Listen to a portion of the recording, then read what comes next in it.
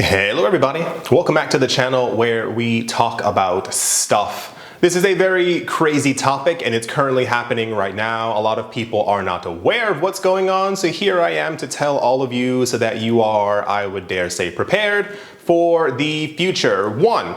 Governments believe, or so they say, the only reason why Bitcoin, Ethereum, XRP, and cryptocurrencies are currently popular is because the public wants to use digital payments. This is news that we heard around 2 or 3 years ago from multiple different governments who announced that they were thinking of potentially creating a digital version of their own currency. And one of the major things that kept on coming up in this discussion was that people, the population, were actually getting more and more into Bitcoin, into cryptocurrencies. There's like charts. I don't know if I can find one. If not, I couldn't find it.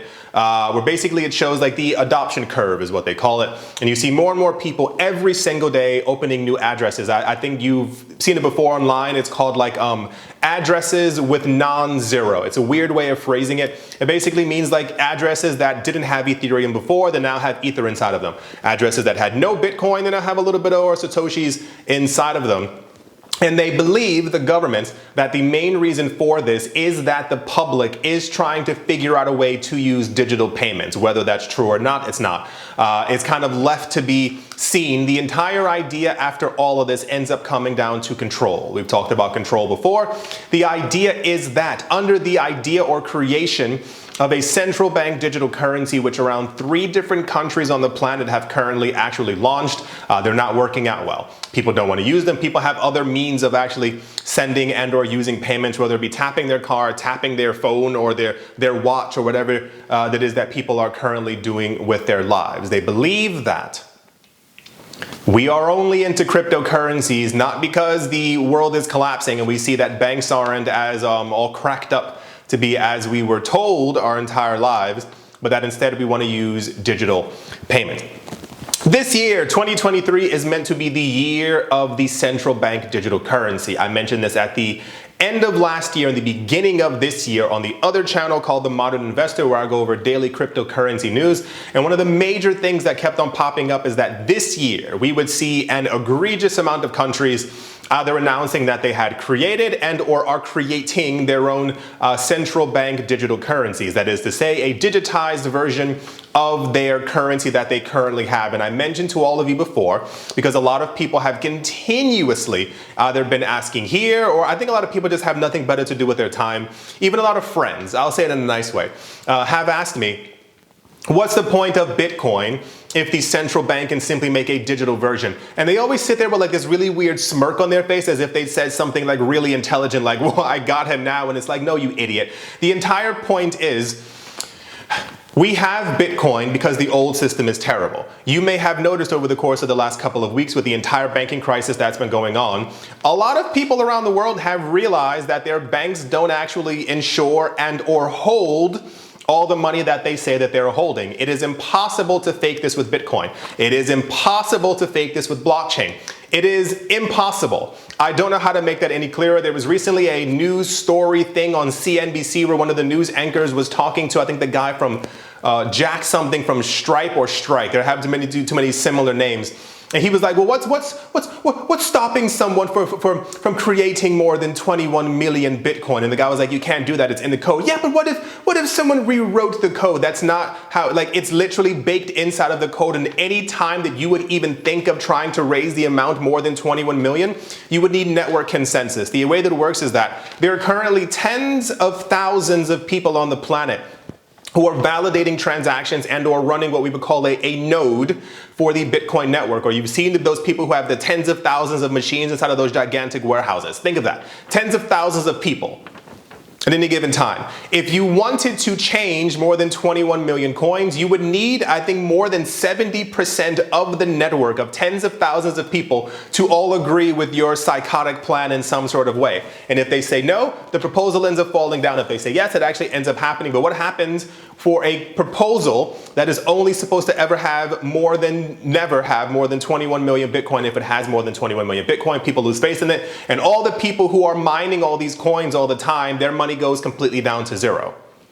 Why would they risk the millions that they're making just to prove a point? It doesn't make a lot of sense. I completely lost track of where I was even in the beginning because this central bank digital currencies. This is meant to be the year where all the governments are going to be rolling out their central bank digital currencies. And one of the main ones that we've constantly heard about was the digitization of the US dollar. I need to make this abundantly clear before we continue to move on. The digitized central bank digital currency version of the US dollar will not compete with Bitcoin. It will not compete with blockchain. It is going to be a digitized version of the same garbage that you already have right now.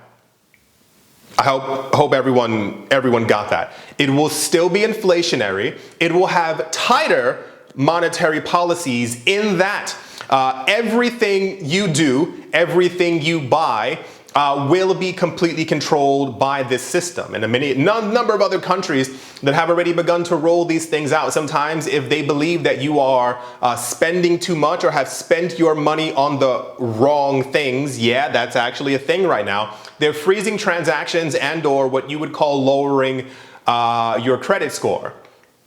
So like imagine you bought a video game, this is also happening in a country right now, or you bought one video game one day on a Monday, on a Wednesday, on a Friday, and then again on a Saturday, and they saw that you were buying too much and you were not putting enough money back into the economy that they wanted you to and or into stocks, and then your credit score ended up getting lowered. Right, exactly. So that's the number one thing, at least that we're going to be talking about. 3, you might have noticed the recent, what I like to call a string of attacks on the cryptocurrency space between the SEC and a number of banks who have openly come out in direct opposition of the cryptocurrency space. And on the banking side, before the banking collapses even began, there were a number of banks who began to announce that they want to do no business with any company who is within the cryptocurrency space. There was a bank, there were 2 or 3 banks within the UK, but one of them became infamous when they announced that they would no longer be working with any person who is dealing with cryptocurrencies unless they were going to be transacting more than $100,000 at any given time. That's nonsensical. I'm sure they would never do that for stocks, for bonds, for gold, for silver. They would never do it if someone's trying to get a mortgage. I'm sorry, we simply can't give you money and or help you with a bank account. It's incredibly weird. Since the beginning of this year, the SEC has completely lost their minds, and it seems that they're on some really weird war path where they're just directly trying to make sure that they ruin a number of cryptocurrency companies and or confidence in the cryptocurrency market. I have my own ideas as to why they're doing this, and part of the reason is also because I know that the larger players in the game are definitely trying to get into the cryptocurrency space. That is the Fidelities, the Bank of America, the JP Morgan Chases, and the BlackRocks. And how do you get everyone else out? You make sure that their favorite place to buy cryptocurrencies and their cryptocurrency company ends up going belly up and or bust by you saying that something is wrong with them, that they're offering an unregistered security, that they're hurting the American public. But the problem with the SEC is that they make sure to get these companies in trouble 3, 4, 5 years after they've done something, as opposed to a week or 2 after they realize that they have been selling unregistered securities to citizens within the United States. These are deliberate attacks. These are not being done because they're, oh my gosh, we need to help American citizens. No. They're happening because they're trying to figure out a way to get forcefully into the market. I mentioned this a lot of times to you before. What happens as one of the largest banks on the planet if you realize that cryptocurrencies are going to take off? How do you get into the market? You create a cryptocurrency exchange. But wait!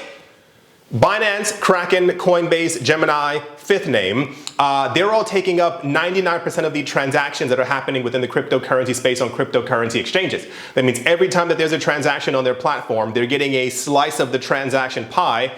But me as the largest bank in the world, I can't do that. I'm not getting a slice of that pie. Even though I'm going to be launching a cryptocurrency exchange, you destroy the other companies. You make sure that everyone knows how terrible and awful and egregious Binance is. You might have noticed, and you will be seeing more of this news very recently, that Binance has been helping people launder money. I just saw it like 5 minutes ago. I'm not even joking. It's nonsensical. It's the same exact thing that was happening before with Tether, mainly, only articles from the Wall Street Journal. Why constantly on Tether? Why not any other coin? It didn't make a lot of sense, right? Also, on top of that, you might have been noticing the collapse of banks around the world. What? That's crazy. When has that been happening? Only since the beginning of forever, because banks are absolute garbage.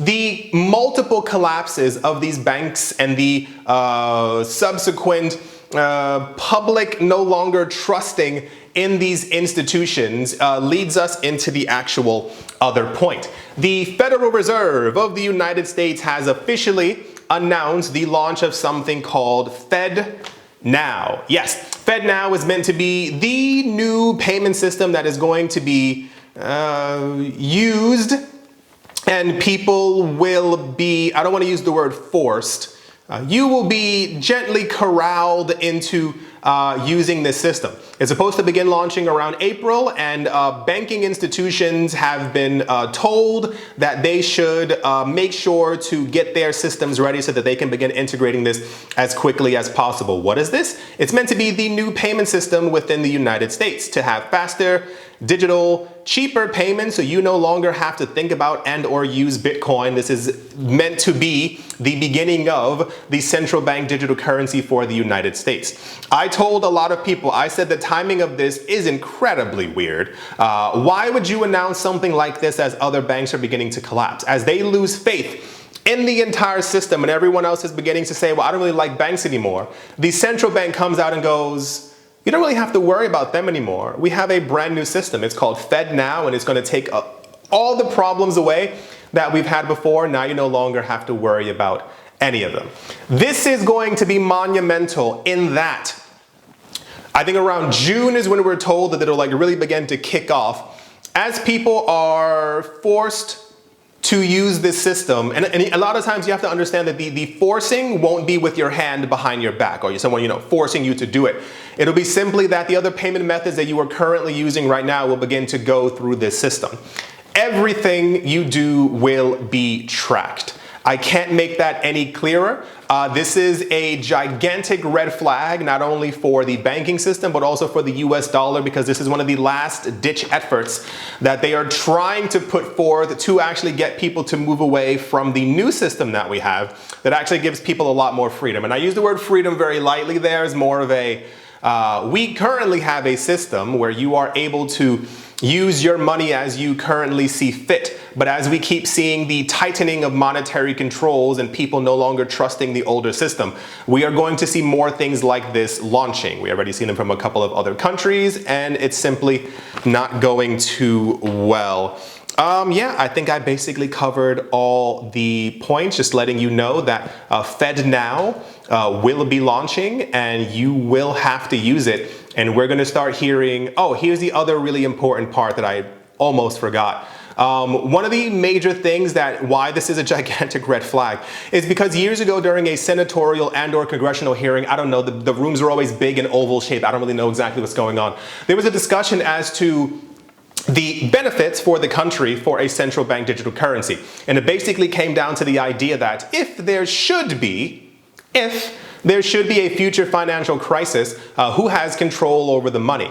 So the idea would be that it's the person who controls and or owns, the government, the central bank digital currency. So in essence, there would no longer be a bank run. They would be able to freeze your account and stop any money from leaving your account, and or they'd be able to take out a fraction of money from your account that cumulatively across the entirety of all the citizens of the United States would actually reboost the economy. And you would have no say in this because they would need the money. Because, what are they supposed to do? It's not like they can just print billions and trillions out of thin air. You have to think about the economy before you think about the person.